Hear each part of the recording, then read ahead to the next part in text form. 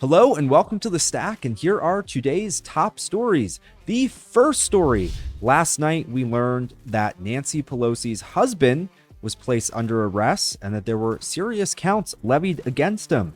Pelosi's 82-year-old husband, Paul Pelosi, was arrested Saturday night in Napa County for driving under the influence shortly before midnight, and he was booked into jail at about 4 a.m. His bail was set at $5,000. Of course, that's not a problem for someone who's gotten so rich off of stocks.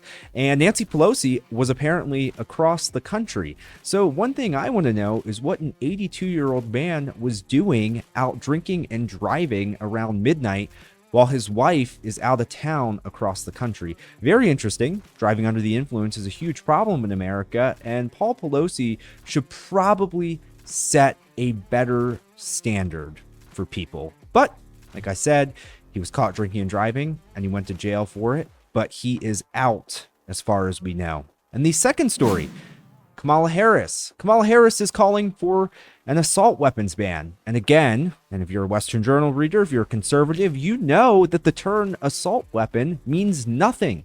Anything can be an assault weapon. This hand could be an assault weapon. My computer that I'm reading you this story off of could be an assault weapon. They don't exist. But of course, Kamala Harris, among many other Democrats, is calling for an assault weapons ban after the horrific school shooting in Texas.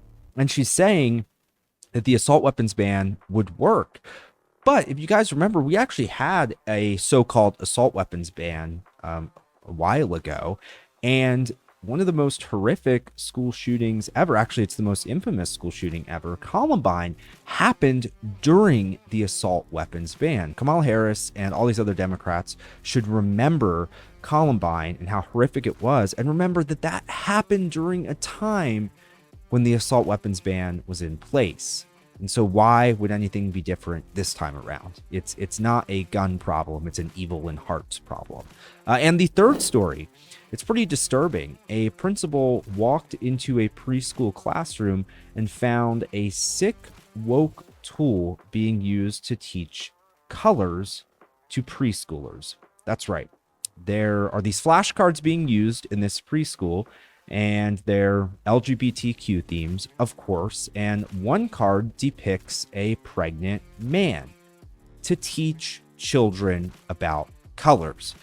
This should be all the proof you need that teachers, not all of them, but many, are trying to indoctrinate children. And it's not just indoctrinating children who are teenagers, in high school or middle school. We're talking about indoctrination, sick indoctrination of children in preschool, teaching them this craziness that men can become pregnant and disguising it as teaching children about colors.